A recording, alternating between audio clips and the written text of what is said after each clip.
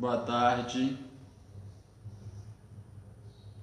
Nós estamos entrando agora na nossa live aqui da Sociedade Espírita Allan Kardec, do Albergue Nosso Lar. Boa tarde, linda, tudo bem? Cláudio Almeida, Beth. Como é que tá o áudio, a imagem? Vai dando feedback aí, para a gente poder começar aqui nosso bate-papo.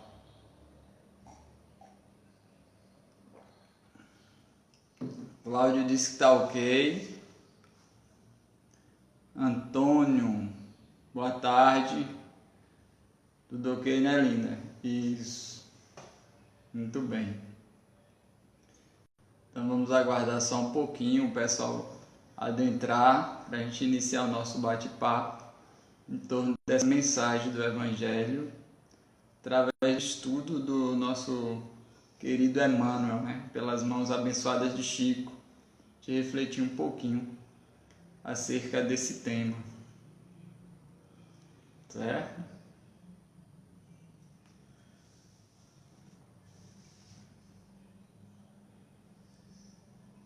Isso.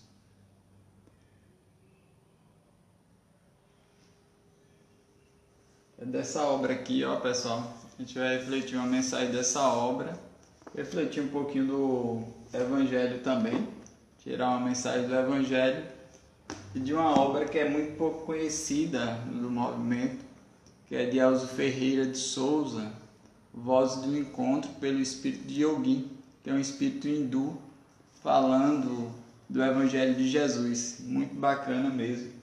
Então a gente vai estar refletindo nessa mensagem dessa tarde. Vocês podem ir interagindo também, trazendo as dúvidas ou acrescentando, que a gente aqui sempre está nessa parceria de troca de experiência, de aprendizagem, para a gente poder estar construindo, né, algo sobre o Evangelho.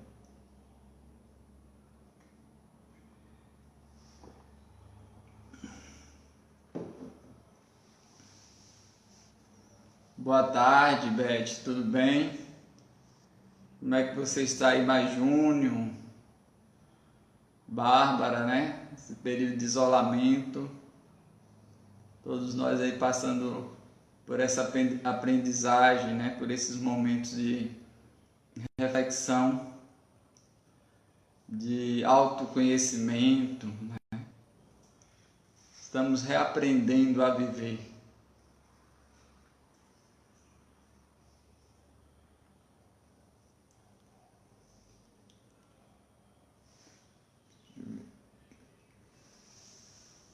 Só dá mais 2 minutinhos, né, linda, para a gente iniciar com nossa prece, depois iniciar nosso bate-papo, tá bom? Cláudio, né, poeta, Cláudio esses dias está fazendo muitas mensagens reflexivas em torno da doutrina espírita, alguns poemas. Parabéns, Cláudio, continue assim, muito bacana mesmo, né? Muito bom. Nossa irmã Dinalva também acabou de entrar. Boa tarde, Dinalva. Isso aí.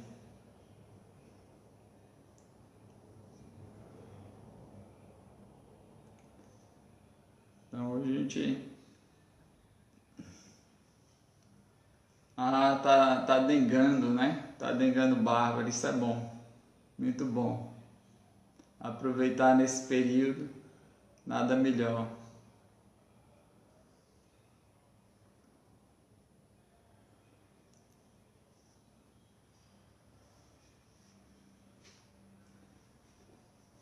Então, como eu estava falando aqui, né, pessoal, essa é uma das obras que eu gosto muito, né, que é o livro Fonte Viva, pelo Espírito de Emmanuel.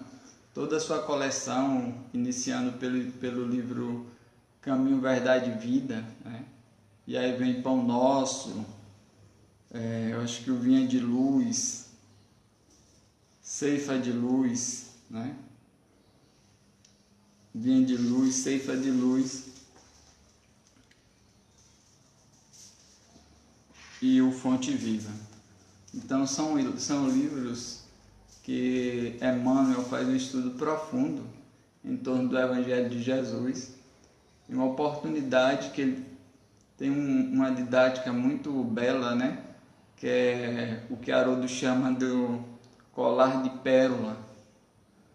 Ele tira um trecho daquelas pérolas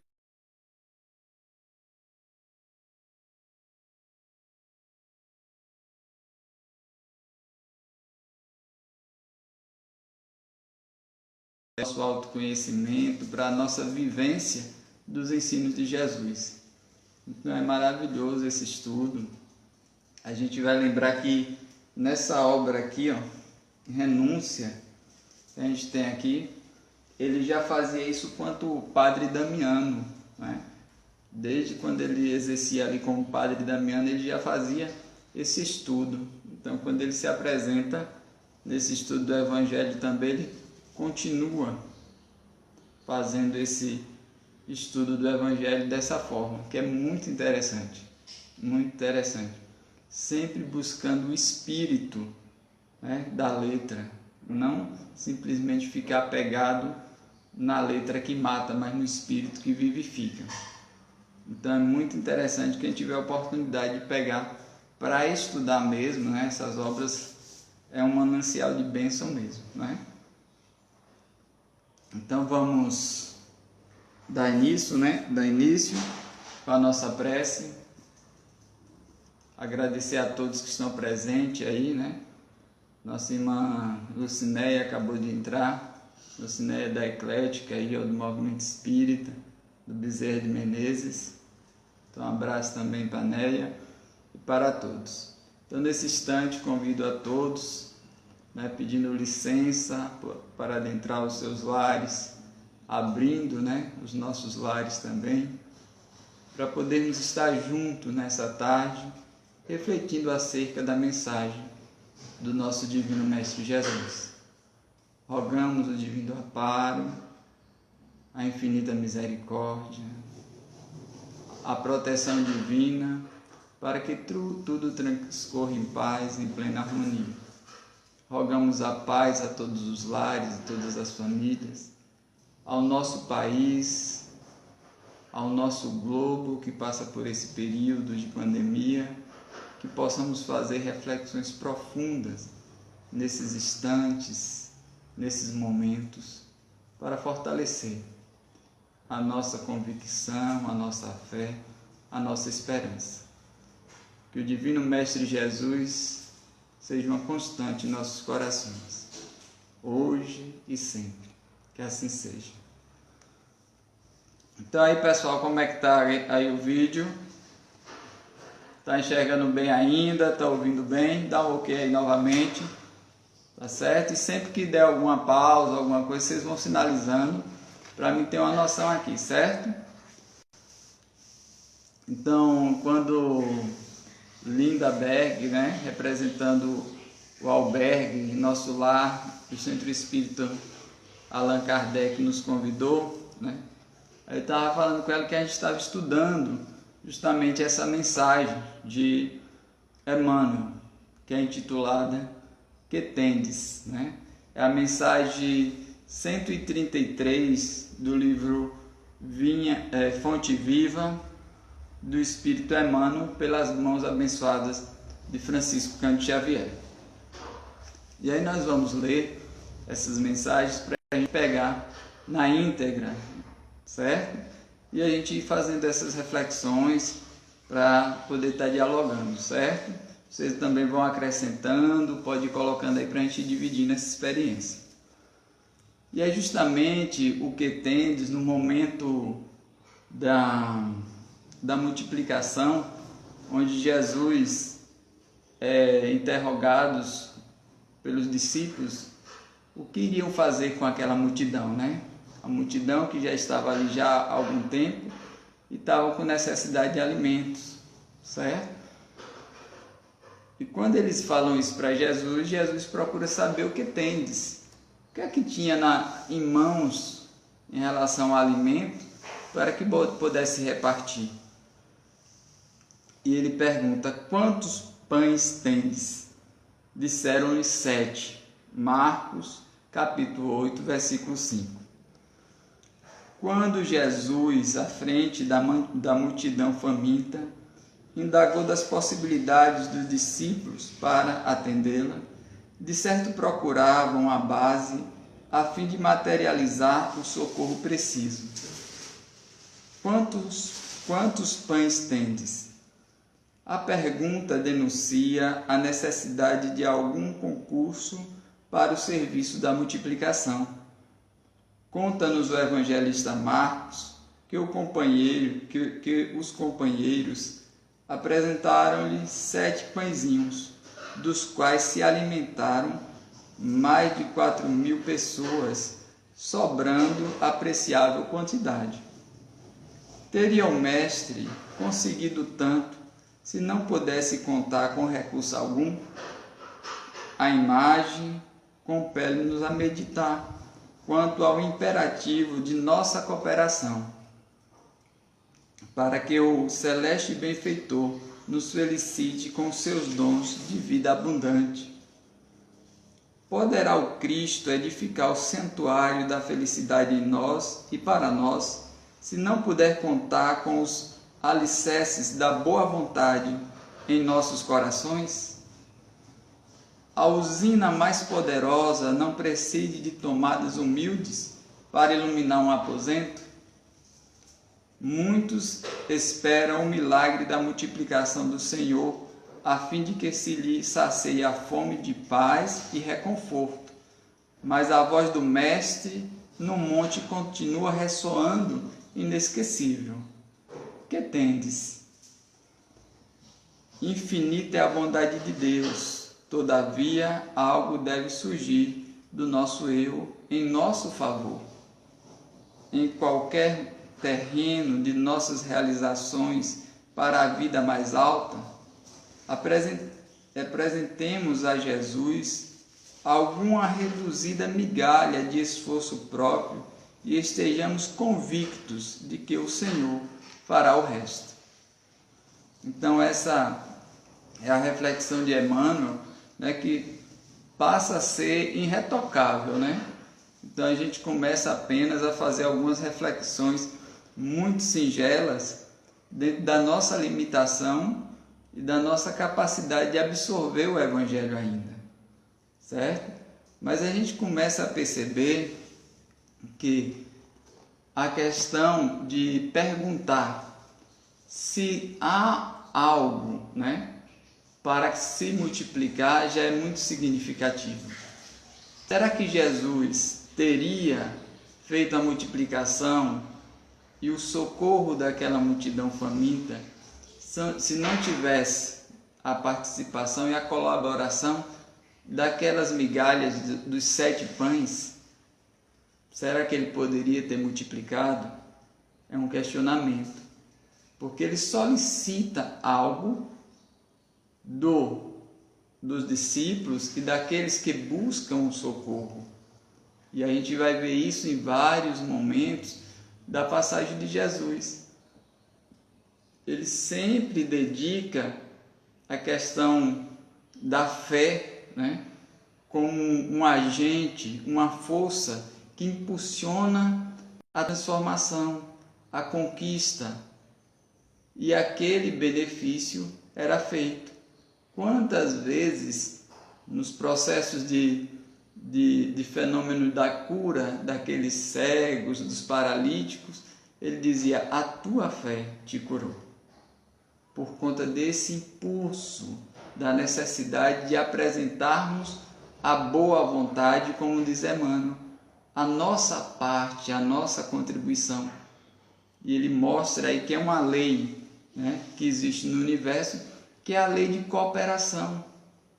Essa lei de cooperação vai estar socorrendo, vai estar amparando uns aos outros.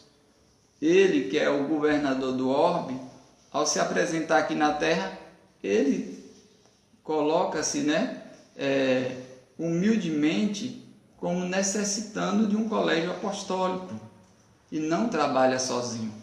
E vai assim trabalhando com aqueles que ali estavam, Simão Pedro, André, Tiago, mais na frente o apóstolo Paulo. Então nós vamos vendo que ele não tem pretensão nenhuma de estabelecer, fazer algo só, mostrando que também nós não conseguiremos fazer nada sozinhos. Então ele questiona: o que tendes? Diante das nossas necessidades, das nossas angústias, das nossas aflições, o que é que nós estamos dando de nós mesmos para conseguir esse benefício, esse amparo, essa misericórdia? A gente percebe também que nessa passagem a multidão já tinha sido, de certa forma, alimentada pela Boa Nova, pela mensagem do Cristo. E Jesus vem mostrando que o ser humano não tem só necessidade espiritual, mas estão encarnados e necessita, assim, de um amparo também material, para que a gente não fique somente em uma polaridade desse campo, se apegar demasiadamente ao espiritual e desprezar o material, o mundo físico, ou o contrário,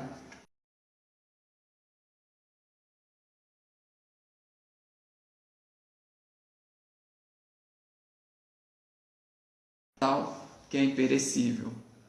Então nessa passagem também mostra essa questão. A multidão tinha se alimentado do pão espiritual, mas ela necessitava do pão material para se manter de pé. Da mesma forma que depois de se alimentar o corpo físico, é necessário também restabelecer o equilíbrio, a emoção, para que o espiritual também se mantenha de pé. Então, às vezes, a gente encontra ainda essa dualidade no movimento espírita. Às vezes, aqueles que só querem assistir o corpo físico. Em alguns trabalhos dão a sopa, né, dão o pão, dão o farnel, dão a cesta básica, mas não alimenta com o pão espiritual. E aí fica faltando algo.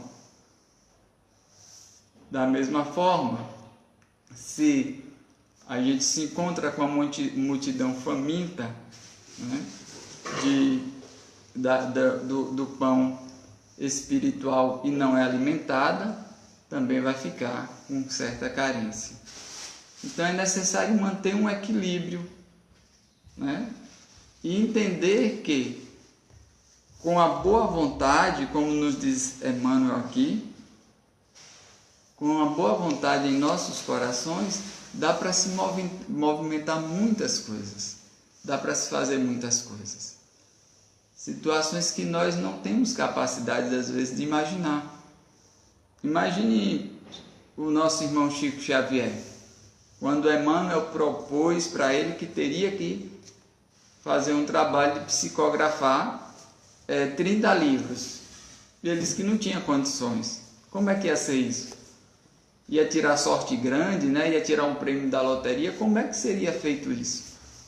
Veja que interessante, né? Emmanuel diz para ele, e não pede que ele não se preocupasse. Mas imagine que Chico dissesse: olha, eu não tenho condições, não dá para fazer isso, bora parar com essa ideia, né?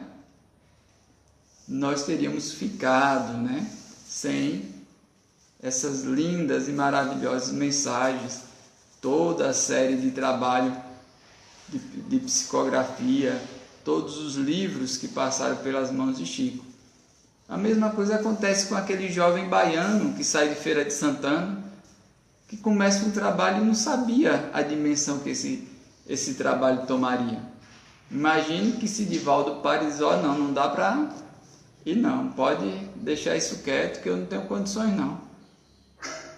Onde é que ele teria ficado, né? E hoje a gente vê o trabalho do Centro Espírita é Caminho da Redenção, o trabalho da Mansão do Caminho, uma imensidão, né, de possibilidade, de assistência, de socorro, tanto ao corpo físico quanto espiritual daqueles que buscam. Mas quando a gente pensa no que temos, a gente começa a refletir sobre nós mesmos. O que é que nós temos? E o que temos a oferecer? Será que temos a possibilidade de fazer com que se multiplique o socorro, né, o amparo do Cristo a alguns corações que se encontram mais necessitados do que nós?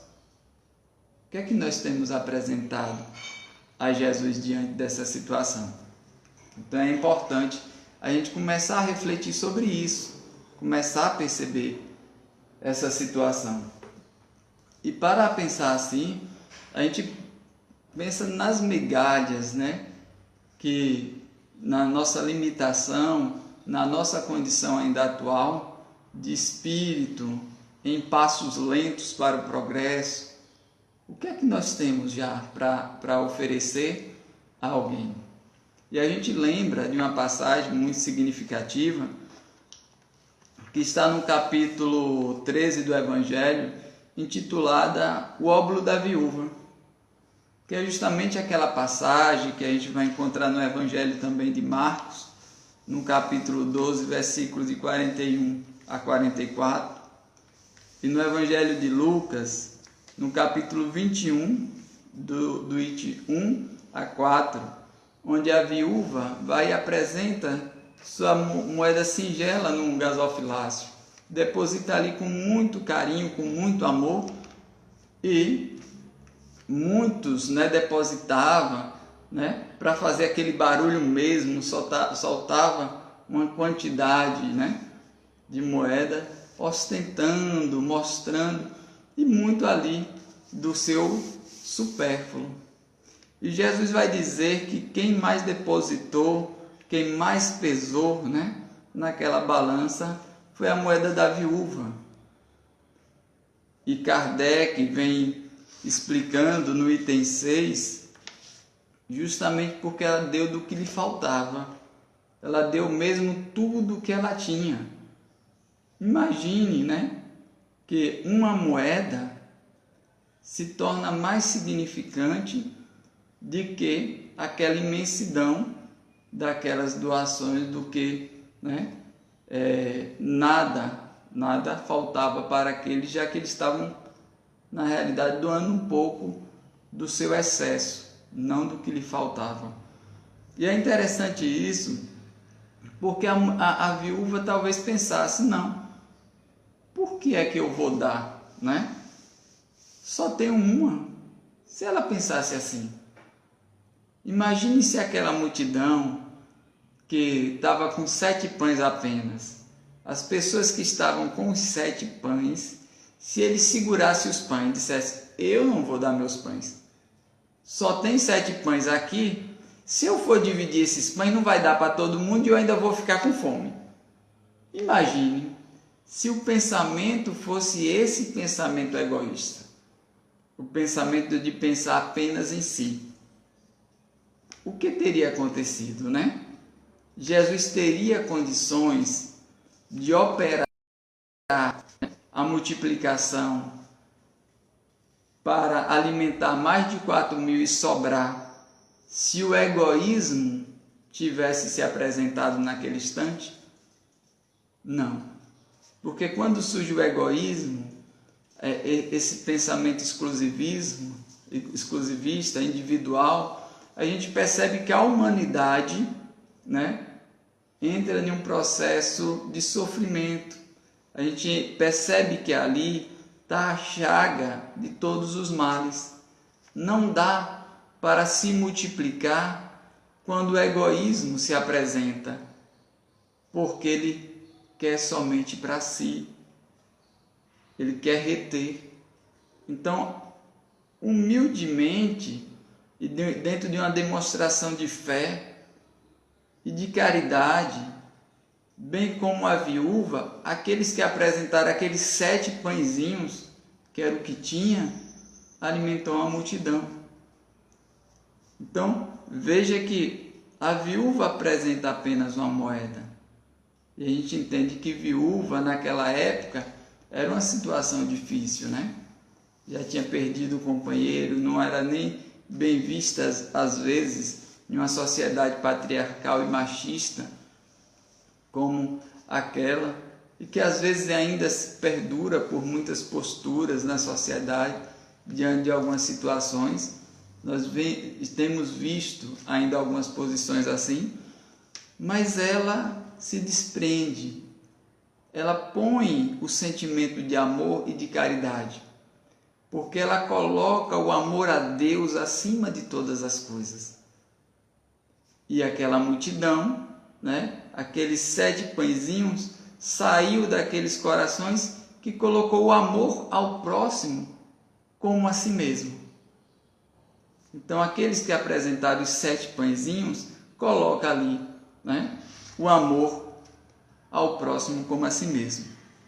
E aí Kardec vem nos trazer algo muito interessante nessa passagem, já no último capítulo, quando ele traz justamente essa capacidade de fazer ao outro algum bem, E coloca assim, grande seria realmente a satisfação do primeiro se pudesse socorrer em larga escala a indigência, A questão da viúva ali que tem a vontade de socorrer.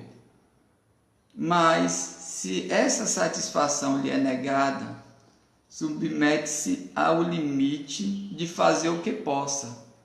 Às vezes a gente se trava, Por não poder fazer muito, a gente não faz o pouco que podemos. Às vezes a gente se trava. Não, eu faria se eu tivesse abundância para fazer muito, mas já que eu não tenho, eu travo. E não é isso que a viúva faz. Não é isso que aqueles que estavam com os 7 pães fazem. Ele multiplica, ele faz com que aquilo saia de um coração devotado. E aí ele faz, aliás, será só com o dinheiro que se pode secar lágrimas e deve-se-á ficar inativo desde que se não tenha dinheiro? Essa pergunta é fantástica, quando Kardec coloca isso. É só através do dinheiro que se pode secar lágrimas? E se não tem dinheiro, você fica inativo, nada você pode fazer? Desde que não se tenha dinheiro, não se faz nada? Então é um questionamento. E nós, na atualidade, percebemos que não é bem assim. Quem trabalha no meio espírita já percebe que pode fazer algo, Aí ele vai mais além. Todo aquele que sinceramente deseja ser útil ao seu irmão, 1000 ocasiões encontrará de realizar o seu desejo. Procure-as e elas lhe depararão. E se não for de um modo, será de outro, porque ninguém há, no pleno gozo de suas faculdades, não possa estar um serviço qualquer, prodigalizar um consolo, minorar um sofrimento, ou físico ou moral. Fazer um esforço útil, não dispõe todos a falta de dinheiro, ou do seu tempo, ou do seu trabalho, ou do seu repouso, para de tudo isso dar uma parte ao seu próximo? Também aí está a dádiva do pobre, o óbolo da viúva. Então ele vem trazendo aqui justamente isso. Não existe ninguém, que não possa de alguma forma estabelecer uma ocupação útil, um ato útil ao seu próximo. Então todos podem. E aí ele responde justamente aquela questão do que tendes. O que tendes.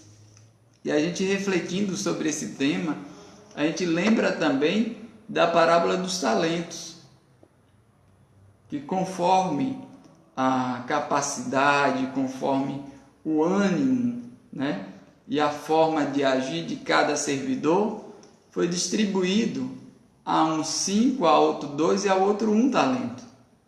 E quando percebemos que os 2 primeiros, aquele que recebeu 5, multiplicou, trouxe mais outros 5, o que recebeu 2 da mesma forma, e aquele que recebeu um talento, né?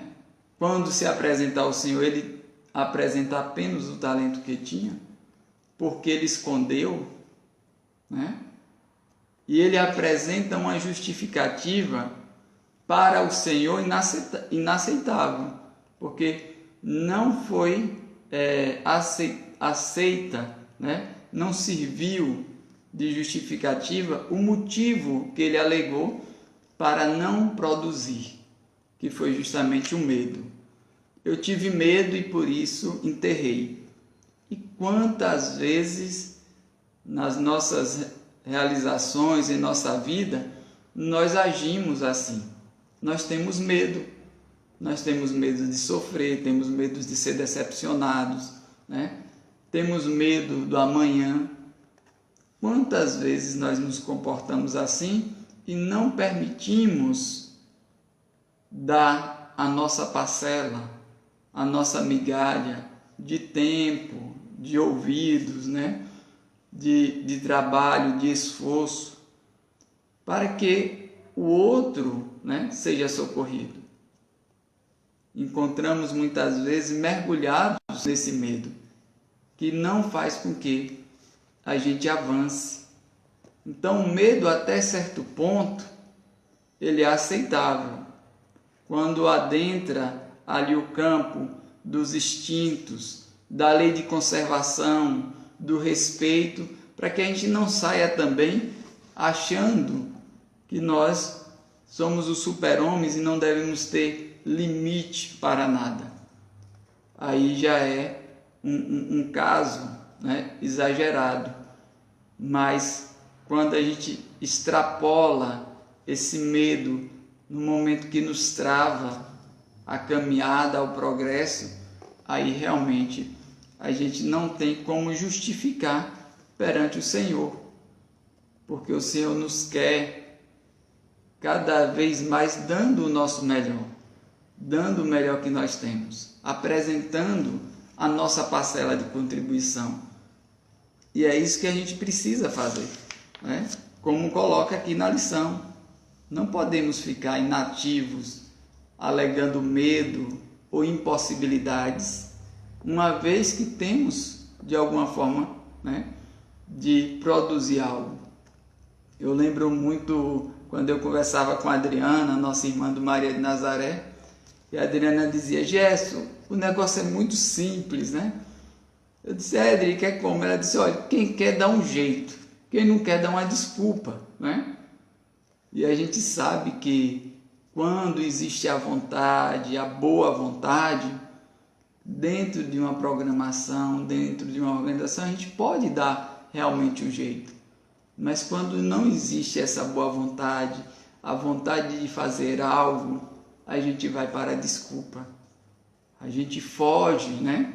A gente fica com medo e coloca sempre as nossas limitações em primeiro lugar, esquecendo das nossas potências, das potencialidades que temos, uma vez que somos, né, filhos de Deus, herdeiros divinos. Quando a gente pensa nessa possibilidade, né, nessa imensidão que é ser filho do Pai, a gente entende que temos muitas potências e podemos fazer, né, dentro das experiências adquiridas quanto espírito e nessa presente existência, tem muitas coisas que podemos fazer que ainda nem sequer começamos a exercitar, mas temos todas essas potências, certo? Então, exercitar essa vontade através da boa vontade para contribuir com a multiplicação que o Cristo quer fazer. E aí a gente entende, por exemplo, que dentro de uma pandemia, quantas atitudes, quantos gestos, quantas ações, que se a gente for olhar e querer encontrar desculpa, a gente teria desculpa de não fazer, né? A gente poderia ficar mergulhado no isolamento e dizer: não vou fazer nada, eu estou aqui na minha casa, com minha família, e começar a caminhar pelo um quadro melancólico, né? E começar a justificar a impossibilidade de fazer algo. E aí mesmo dentro de casa a gente vê gestos belíssimos, né? Ontem mesmo nós tivemos a alegria de ver, né, o trabalho do DJ Alok, né, onde ele coloca ali o seu talento à disposição do Fraternidade Sem Fronteiras, né, para arrecadar fundos para alimentar famílias em necessidades de dentro de casa, né, de dentro de casa. Então gera-se um movimento em benefício a outras pessoas. E sempre pode-se fazer algo. Ah, mas quem tiver acamado, tem um fruto da oração, né? Para nós que somos espíritas, a oração percorre o infinito, através do pensamento, nas ondas do fluido cósmico universal, toca-se, né, na misericórdia divina, através do socorro dos bons espíritos, amparando. Então a prece, né, uma ligação, ouvir alguém, né, alguma atividade, algum trabalho que se possa fazer e mandar virtualmente, isso tudo é muito importante. Parar para ver se há algum vizinho que está nessa zona de risco, pode estar precisando do nosso auxílio. Às vezes algo simples, ir ao mercado, você coloca a sua máscara, vai lá, socorre esse vizinho para não se expor.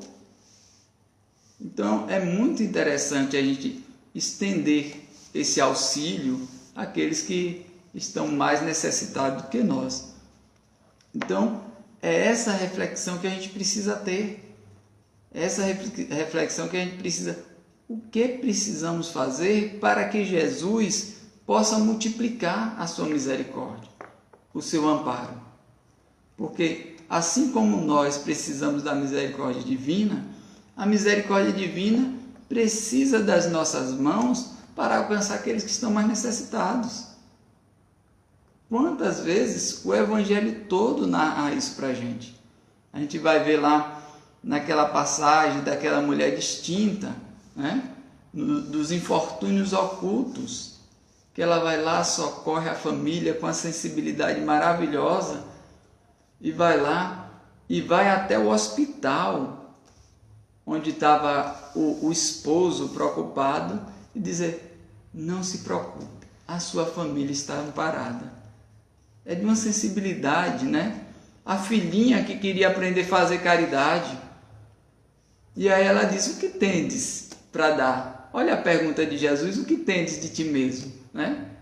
Não, se queres fazer caridade, vai confeccionar umas roupinhas para no inverno, né, dar aquelas famílias, aquelas crianças, porque vai ser do teu trabalho.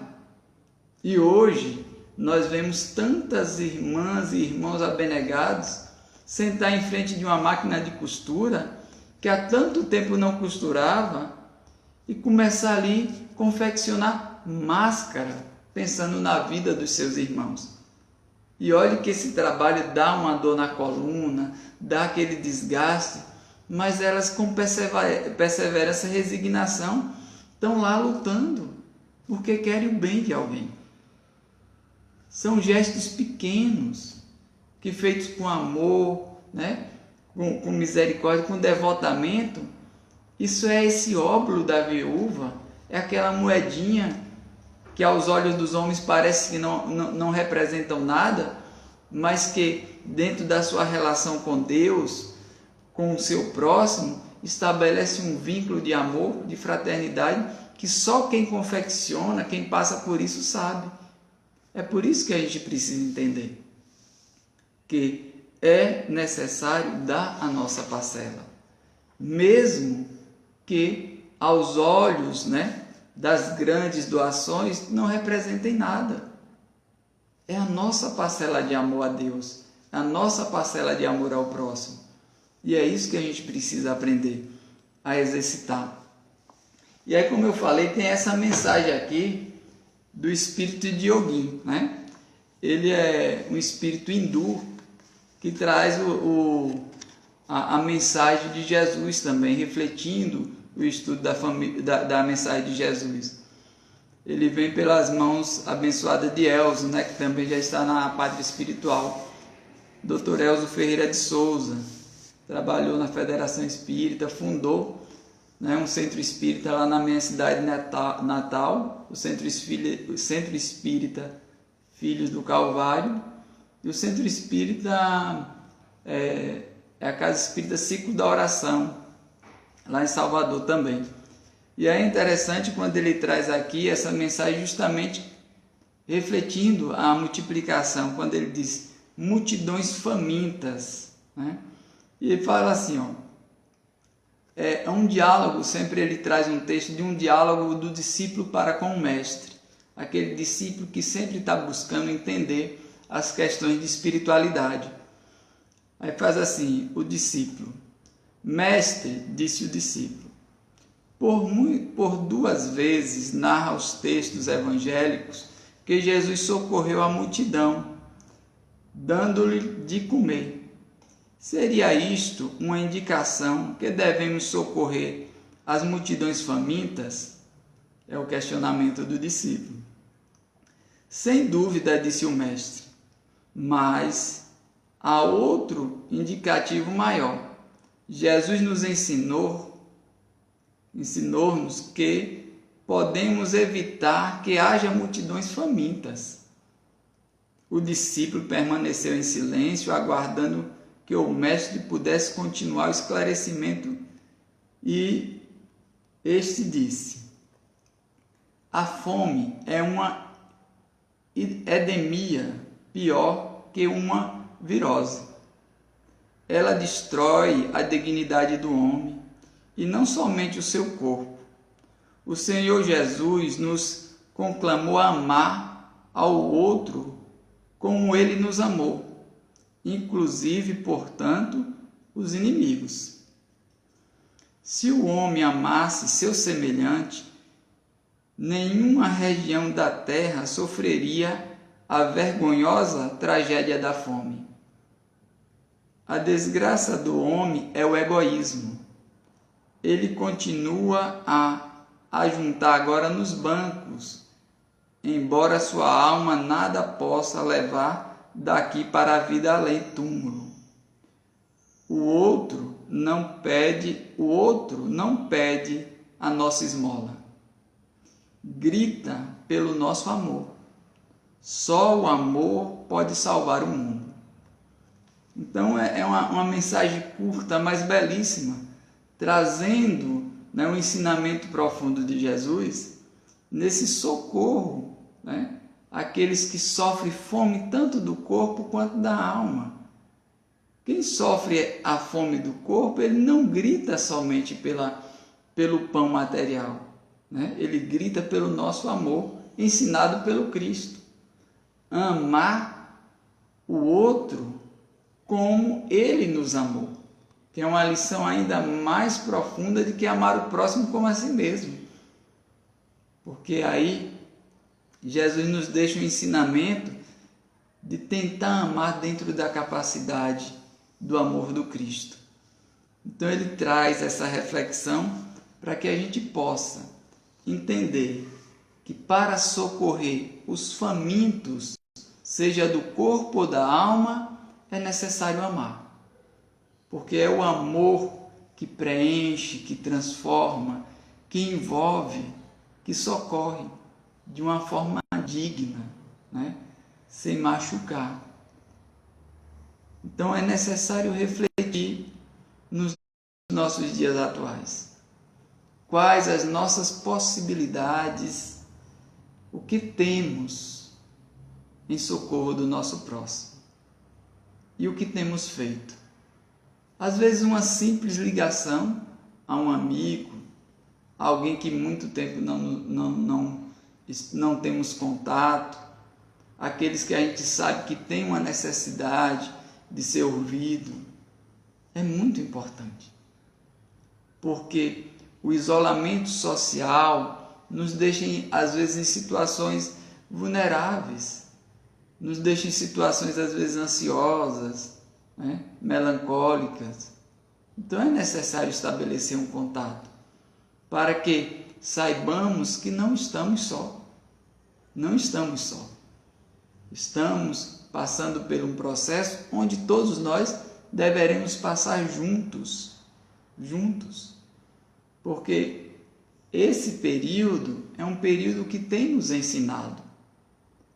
E como diz, ninguém vai sair ileso, intocável dessa pandemia. Todos nós sentiremos de uma forma ou de outra por essa mudança, por essa transformação.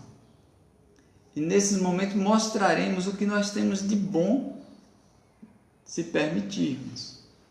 Como também poderemos mostrar ainda as nossas sombras, aquelas que carregamos e lutamos contra elas.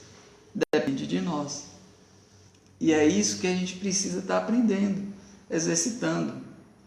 Então, o que temos? Jesus nos pergunta: o que temos? O que Ele pode esperar de nós para contribuir nesse momento de regeneração planetária, de regeneração do nosso ser? Que podemos contribuir? De que forma, né? Então vocês podem nesse instante aí participar conosco, viu? Se tiver algum questionamento, um abraço aí, nosso amigo Josafá acabou de entrar, Flávia, de Nova Dali, Macedo. Então, é essa a reflexão que a gente tinha para hoje, dos nossos potenciais, o que é que nós podemos contribuir com o nosso Pai Celestial, uma vez que dentro dessa consciência de espíritos que somos herdeiros divinos e carregamos em nós uma centelha profunda, que é a centelha do amor. Esse amor que deve acender, né? Mexendo e transformando aquilo que está em nossa volta. Na lei de amor, no Evangelho segundo o Espiritismo, vai nos trazer isso, onde diz que muito embora às vezes a gente malbarate esse sentimento, amando uma pedra, a matéria, um objeto, animais, esquecendo de amar o próximo. Então a gente às vezes limita a nossa capacidade de amar, mas já é um germe, né? Não tem aquele ser mais vil, aquele ser mais difícil que não ame alguém. Ama sim, né? Ama. Aqueles às vezes mais embrutecidos, mais endurecidos, tem algo que ele ama ou alguém que ele ama. Então é importante a gente saber que temos essa potência, basta colocar boa vontade para permitir mostrar esse talento, que seja um, mas não tenhamos medo, né? O medo da parábola dos talentos, aquele servidor, não vai servir de justificativa.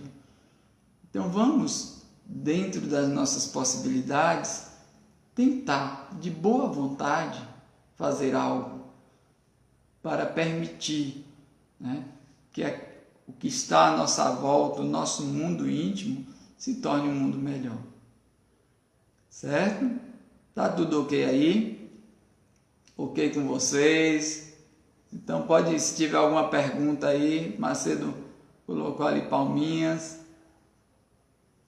Antônio e Margarete Caires, né? Parabéns, nós que agradecemos, viu? Nosso irmão Antônio aí está em Paramirim, né? Com a família, ou está por aqui. Um abraço a todos, viu? Pessoal de Paramirim aí também. Então é isso.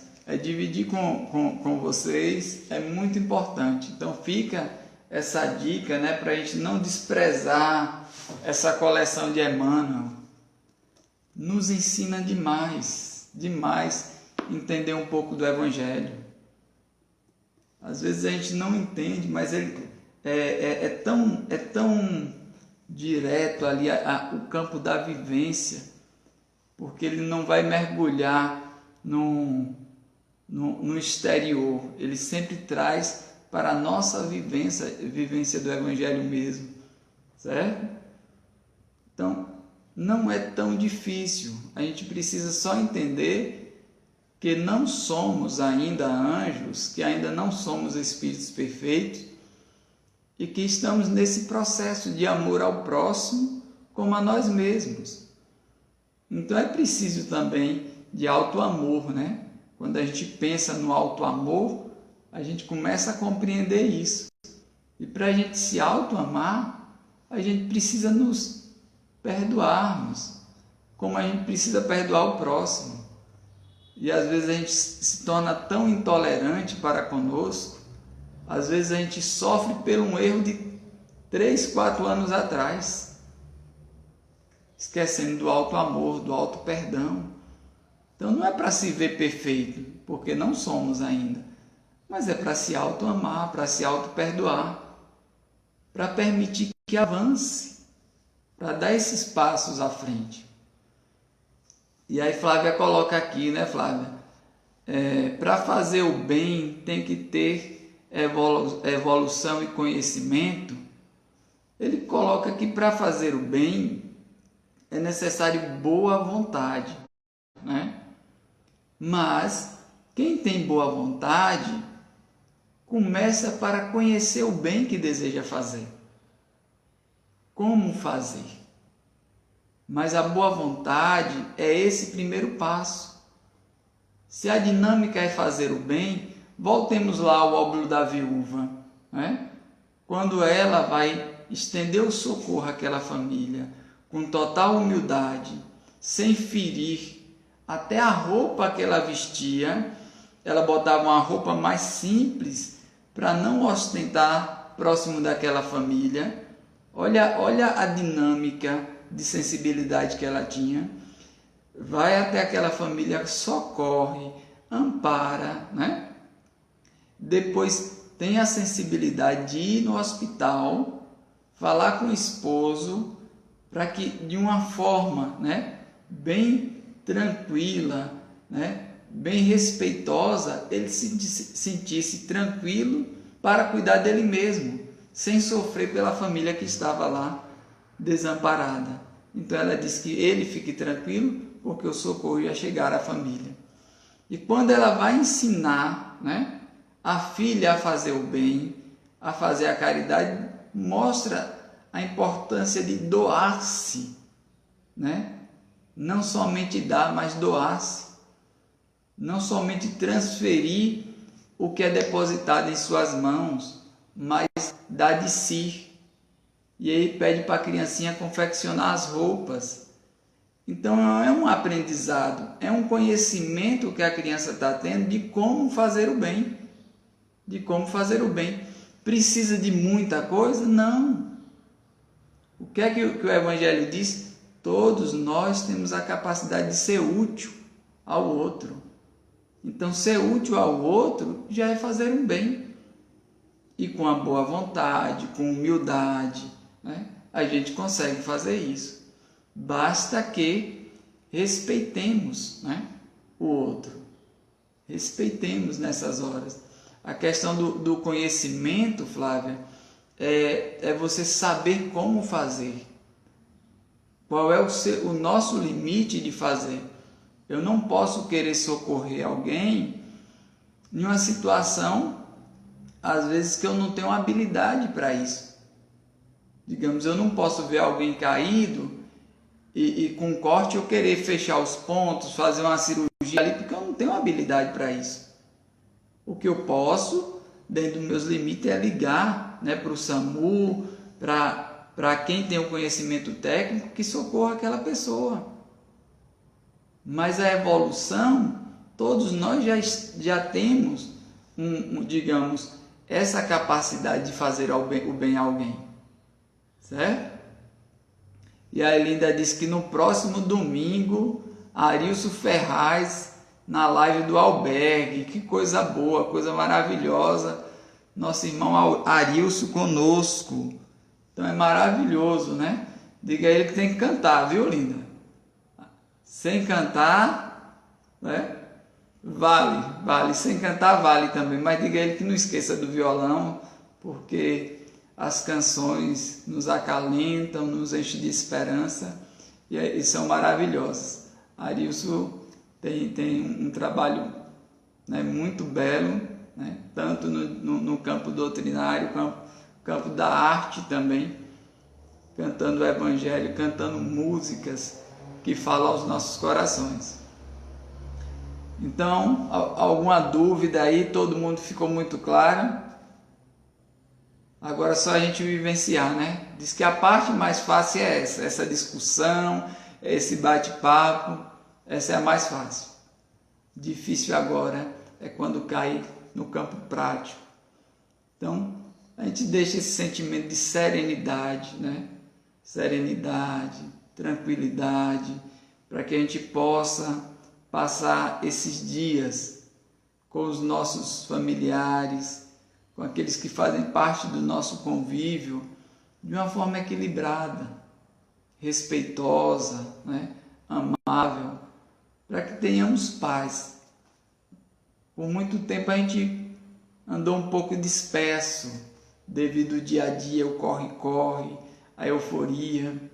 Tem lares que às vezes pai não via filho, filho não via pai, era aquele corre, um entrava, o outro saía devido ao trabalho, devido ao estudo, e criou-se uma rotina meio eufórica.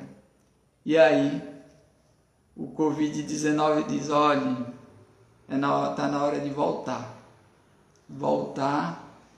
ao seu lar, voltar para si, buscar se auto-perceber, perceber onde toda essa correria, onde toda essa euforia vai dar.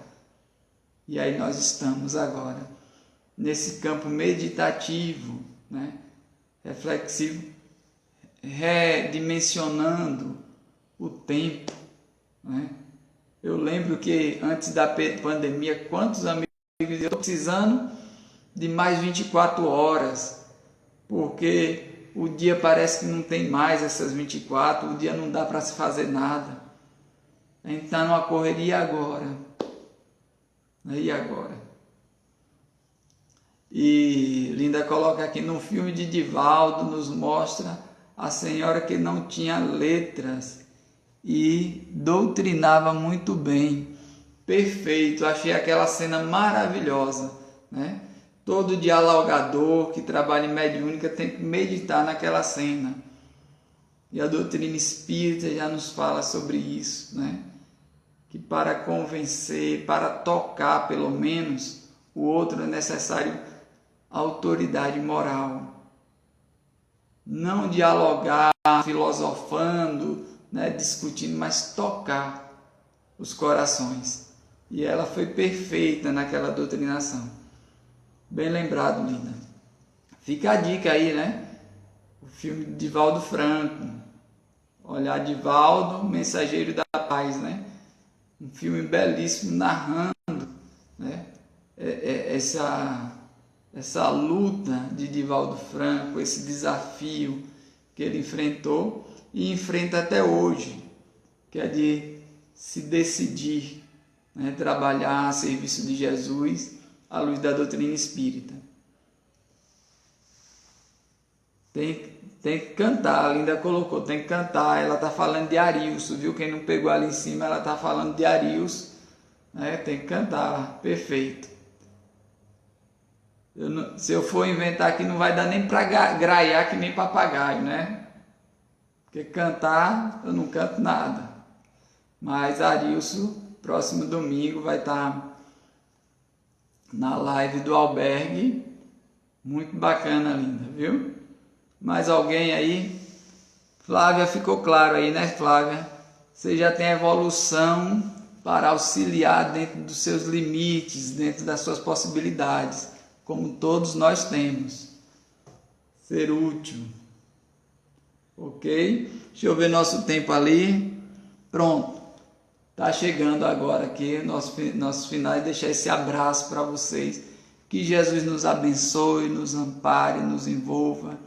Tenhamos um domingo, uma semana abençoada, com os corações voltados para Jesus. Muita paz, um beijo a todos. Obrigado aí a Linda, o Allan Kardec, o albergue Nosso Lar. Nossos sentimentos de paz para todos. Que Jesus nos abençoe.